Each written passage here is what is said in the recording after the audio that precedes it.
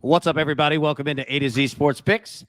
Brian and I are going to have a great show for you this Tuesday. Get you ready for the betting week. Brian, it's good to see you, buddy. How we doing?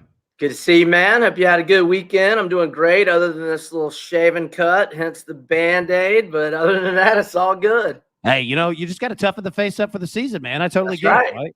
Yeah, that's all it is. Everybody, welcome in A to Z Sports Picks. I'm Alan Bell, CBS Sports Line, alongside of Brian Edwards of VegasInsider.com. A to Z Sports Picks is brought to you every Tuesday and Friday by BetMGM, the king of sportsbooks. Everyone, make sure to download that BetMGM app. Use promo code A to Z 100, and you'll get a risk-free bet of up to $1,000. $1,000 for the rest of the month in August. $1,000. That's BetMGM, the king of sportsbooks. Visit BetMGM.com for terms and conditions. Must be 21 years or older. Must be present in the state of Tennessee. For gambling problem support, call the Tennessee Red Line at 800-889-9789. So, Ryan, we got real football this week. Real football.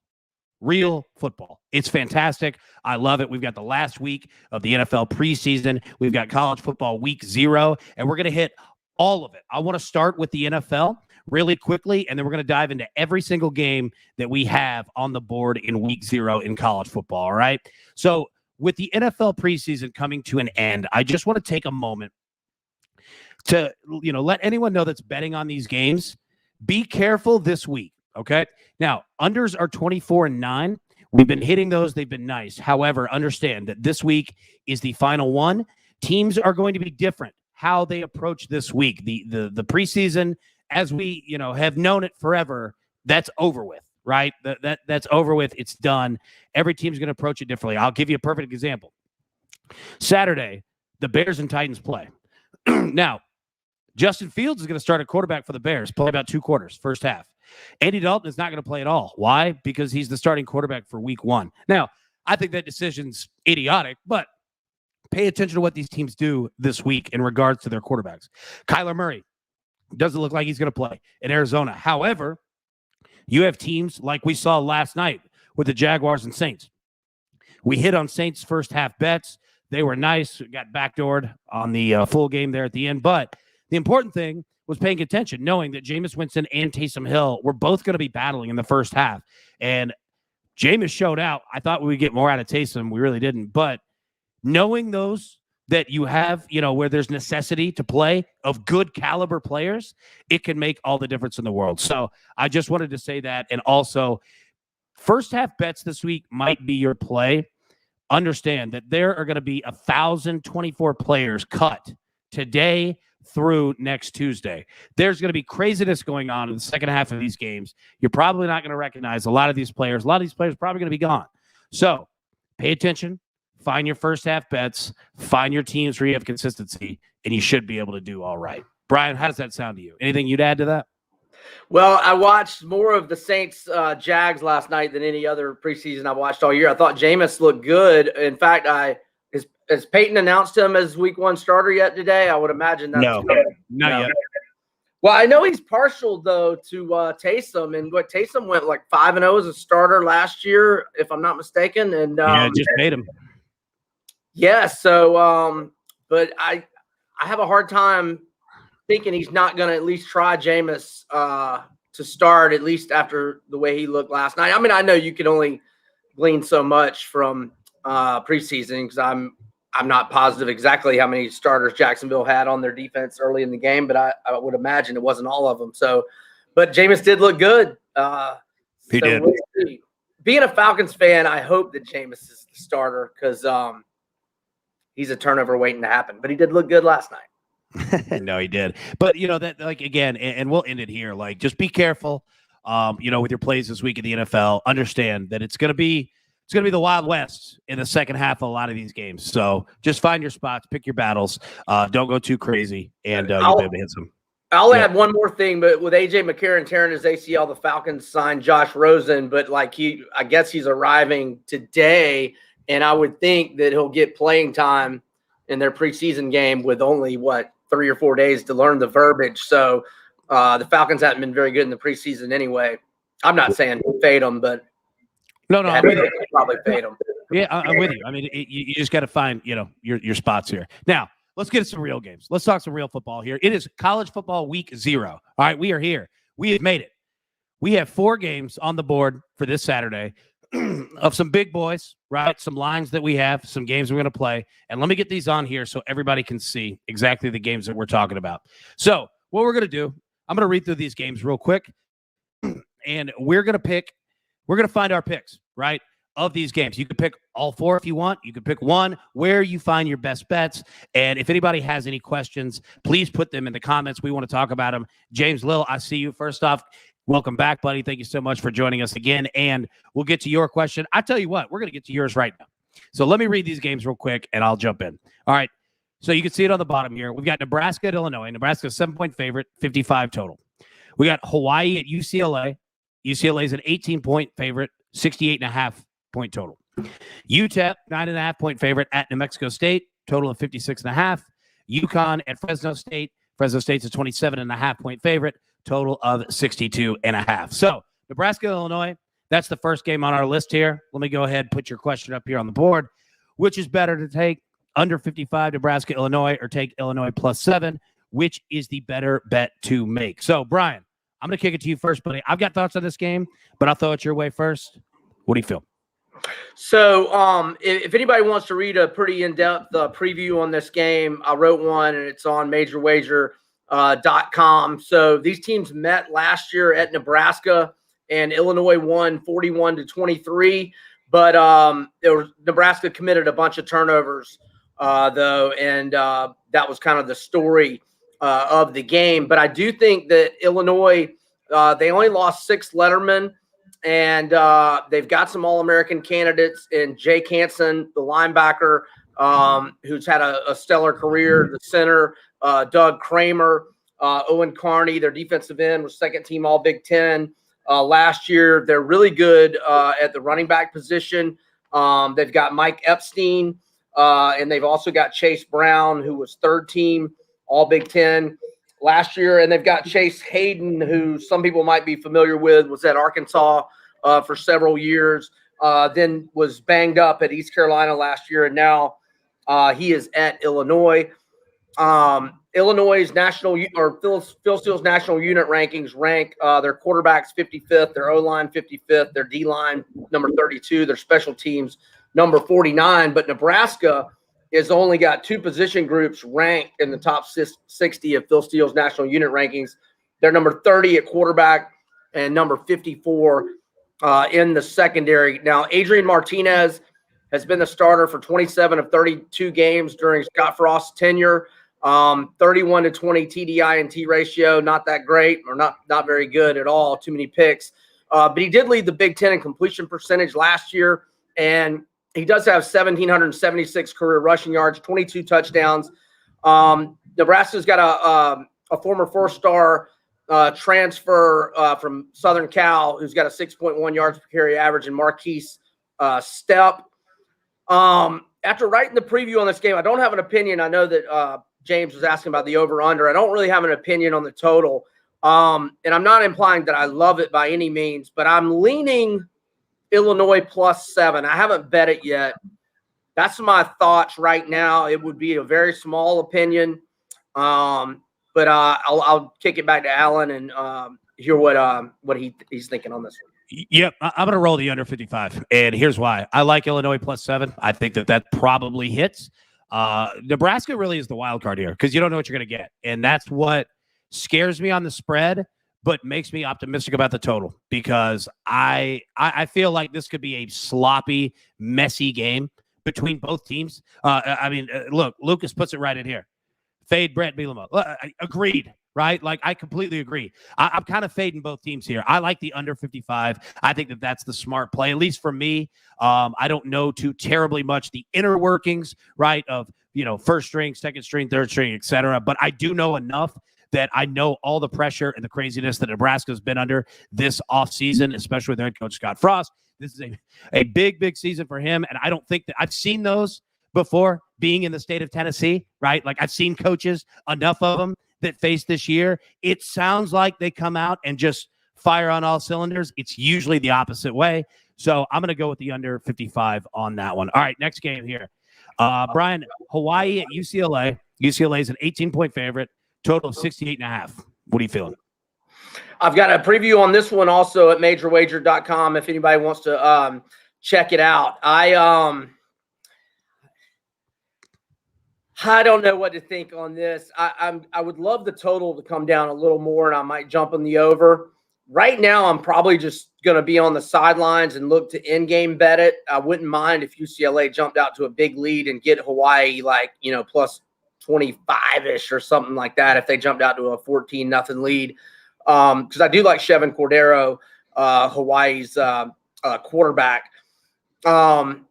DTR, Dorian Thompson-Robinson, did miss a good chunk of camp, but he did get back. I think he had COVID or else it was protocols or something. He missed a good week and change of practice, but he's been back since last Monday, so I don't know that that's that big a deal. He's a 3-year starter or going on his fourth year as a starter now.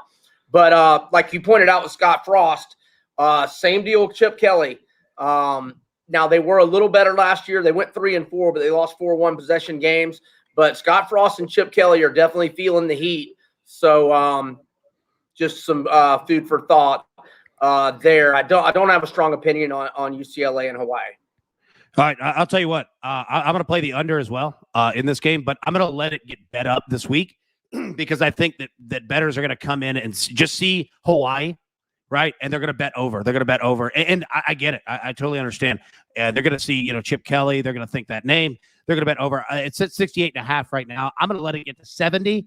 If I can get 70.5, I feel great with it because, again, I think that this game is going to be pretty sloppy. If this were Hawaii at home against, a conference rival or something, yeah, give me the over all day. But I just don't feel it in this one. I think that week 1 is going to be sloppy, or actually week 0. I think it's going to be sloppy, man. Like I'm going to take my odds with that, and I'm going to let the public bet it up. And like I said, if I get it 70.5, somewhere around there, I'll probably be betting it, an hour or so before the game. To be completely honest with you, just watching the number all week. Yep. On that note, now it might have a little bit to do with just Mountain West opponents.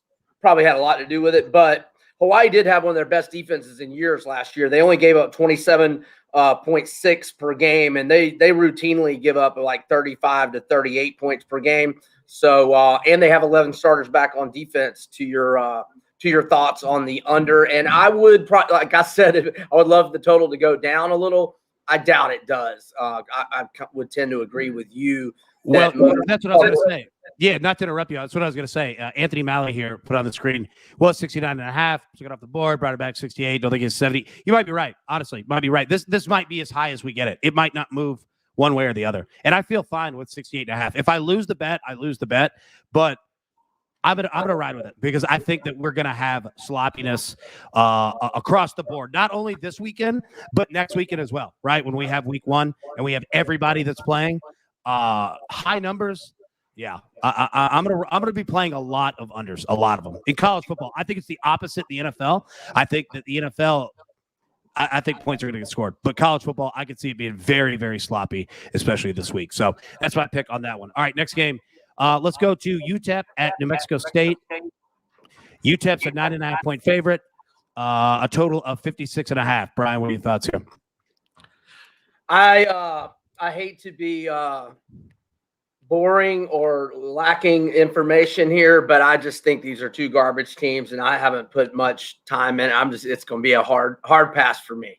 I got nothing on this one. Sorry, guys. Honesty is good. Honesty is always good in sports betting. Look, I'm going to go to New Mexico State. Exactly what you just said. I'm going to take the 9.5. I'm going to roll with that. Again, I don't think it's going to be a pretty game by any means whatsoever. And if you're giving me a home team 9.5, again, I understand that we're not talking about a terrific team in New Mexico State, but I'm going to roll with 9.5 on that one. All right, last game, and we've talked about this. We talked about it last week. UConn at Fresno State. Fresno State's 27.5-point favorite, total 62.5. What do you thought? This is the pick I do feel good about this week, and I'm rarely somebody that lays more than 17 or 18.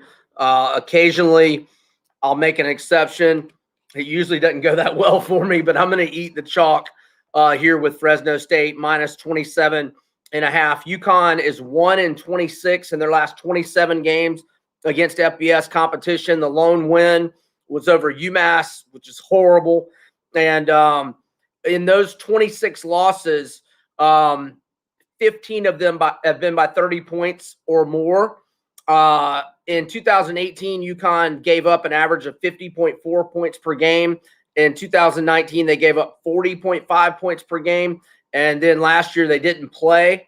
So, and I really legit do think that Fresno State is going to be pretty good this year. Now, their schedule's pretty brutal. I'm not implying to go play their win total over 6, although I think it's a good number. I think they'll be right around there. But, I mean, look, they've got to go at Oregon. They've got to go at UCLA.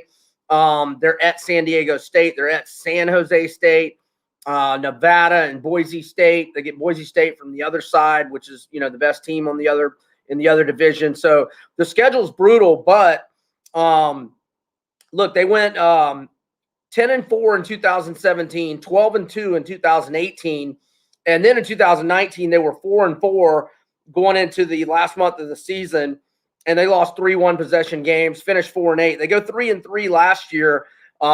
They've got really good running backs, really good receivers. Ronnie Rivers is already their second in school history in career rushing yards. Jake Haener was a 4-star, or I'm sorry, he wasn't a 4-star recruit, but he was a recruit to Washington. He takes over last year's third team All Mountain West, 14-5 TDI and T ratio, threw for more than 2,000 yards in just 6 games.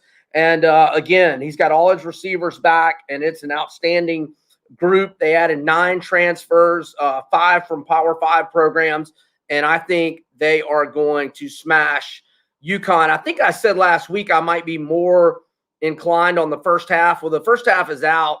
I'm not looking at it now, but I saw it earlier. It was either 16 or 16.5. I might get a little bit of that, but unlike what I think I said last Friday, I'm going to actually have more on the line for the game, just because I think over the course of 60 minutes, I mean, you always worry about the back door, but I think Fresno names the score on this one. Yep, I do too. I think that they name it absolutely. And I'm going to play the full game. I like your thought process on the first half, but yeah, I'm going to roll the game because I think that they just continue to pour it on. And even if they start making substitutions of players, I don't think that UConn is going to be able to do much of anything. They haven't played in since 2019, right?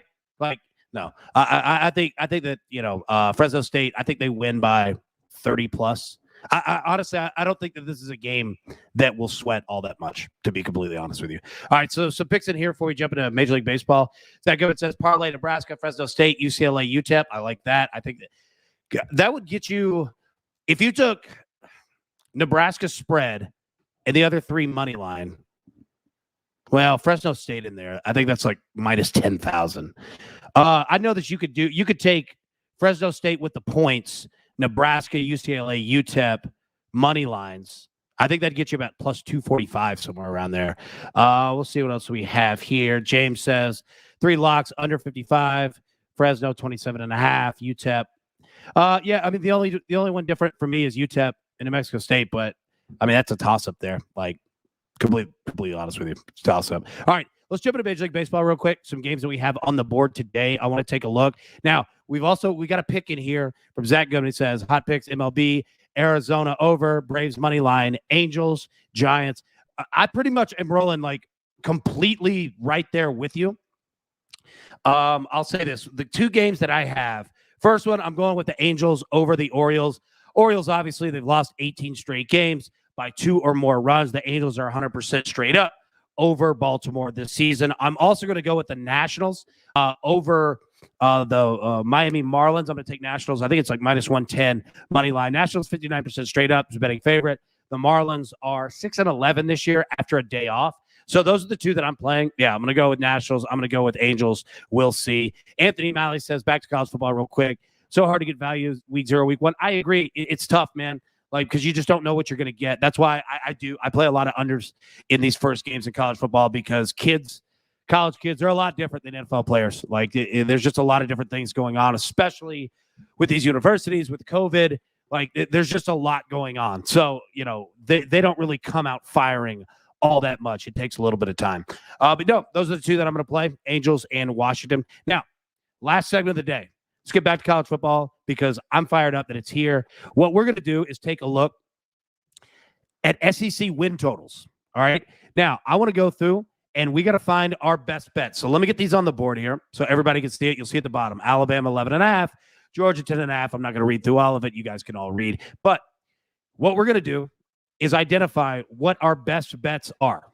All right? So, Brian, I'm going to let you pick. Coin toss, coin flip, man. You want to go first? You want me to go first? Are we just going to pick our favorite one? Yeah, it could be one, okay. 2, Yeah, 3, you 14. go first. It could be as many as you want. Yep. You go first. All right, I'll go first. I've got a couple here. So, first one that I like, I'm going to go Alabama under 11.5. They probably win 11 games, but I don't think that they go undefeated. I think that this is going to be a year of just not necessarily transition. I still think it's going to be a pretty chalk college football season, but going undefeated, I don't see it. I'm going to take the under 11.5 there. Missouri, I'm going to take the over of 7. I think that their schedule, we talked about it last week, I think it aligns somewhat nicely. I think that they can be not necessarily the surprising team of the SEC, but I think that they can be better than people think. Probably get to 8 wins. I'm probably sweating that 8th win, but I'm going to go with the over there. Also, my last one, I'm going to go Auburn under 7. And here's why I don't believe in what Auburn's doing just yet. I think that's nothing to say negative about their coaching staff, who's brand new in there, nor their players. But the schedule's brutal. Yeah, the schedule's brutal. I think they dropped that game to Penn State. We're not even talking about the SEC schedule yet. They've got COVID issues going on. Fans are already kind of pissed off one way or the other, which clearly we're not going to get into that. But, I just don't feel it. I'm going to take the under. So my 3, Alabama under 11.5, Missouri over 7, Auburn under 7. What do you got, buddy? I will agree on Alabama. I think they get tripped up somewhere, whether it's College Station, whether it's Gainesville, whether Auburn is very improved come, late in the season. Because I do think Auburn's schedule is so brutal that I don't disagree with your under 7 necessarily. I do think they're going to be good on defense. Their defense is going to keep them in games. I might be looking for them, in double-digit underdog situations, possibly. I mean, we'll decide with that when we get to them. But their schedule is just brutal. At LSU, at A&M, when A&M gets 2 weeks to prepare.